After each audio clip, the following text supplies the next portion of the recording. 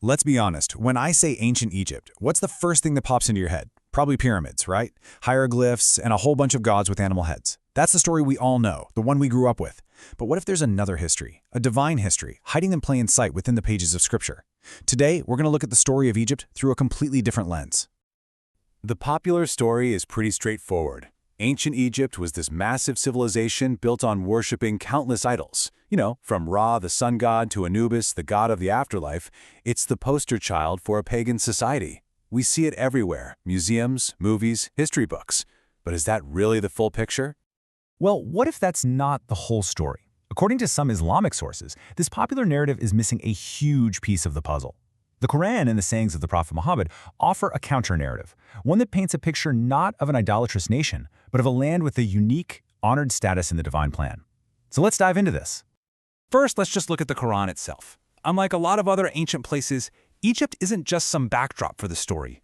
It's a named participant, a place that God specifically calls out. In fact, the name Misr, which is Egypt, is mentioned explicitly 4 times. You can find it in the chapters of Yunus, twice in the story of Yusuf, and again in Az-Zukhruf.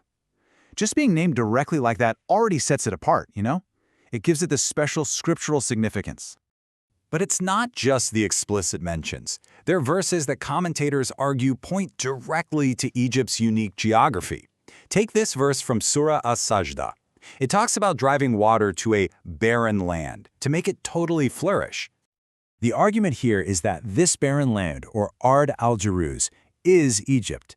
The interpretation is pretty amazing. God sends rain, not on Egypt itself where it could just wash away the soft earth, but way far away in Ethiopia. And then he guides the Nile's waters, along with all its life-giving silt, down as a divine gift. It's seen as this perpetual promise that Egypt will always be taken care of. So this special status builds up to what is probably the most provocative claim in this whole re-examination: the idea that the ancient Egyptians were not, as a people, idolaters, but were actually a nation of believers. And the argument for this really hinges on a powerful logical question. The Quran is filled with stories of nations that were completely destroyed for their disbelief and for their sins. So if ancient Egypt was this land of rampant idolatry for thousands of years, why was it allowed to survive and thrive? The contrast here is just wow. On the left, you've got nations like Ad and Thamud, which the Quran says were utterly wiped out for their actions. But then you look to the right and you have Egypt, a civilization that just kept going. That huge difference needs an explanation. The conclusion that's drawn from this is that Egypt's very survival is the proof. According to this line of thinking, God preserves nations of believers. So, therefore, the core of the Egyptian nation must have held on to a monotheistic belief. And this whole idea of divine protection gets even wilder when you look at the famous story of Moses and Pharaoh. The argument is that when God decided to punish Pharaoh and his army, he did it in a very specific way. Not just to get rid of a tyrant, but to protect the actual land of Egypt itself. Think about it for a second. God commanded Moses to lead the Israelites out of Egypt first. Why? So that the drowning of Pharaoh's army would happen in the sea outside of Egypt's borders. If that had happened inside Egypt, that spot would have become a cursed place, a land of mourning. By taking the punishment outside, God preserved the sanctity and the honored status of the land itself. Okay, now for another really fascinating piece of this puzzle, and this one comes from the language of the Quran itself. Was Pharaoh a title for every single king of Egypt, or was it something else entirely? This slide lays it out so clearly. In the time of Prophet Joseph, the Quran calls Egypt's ruler al-Malik, which just means the king. But centuries later, in the time of Prophet Moses, the ruler is called Pharaoh or Pharaoh. The scripture is making a very deliberate distinction here.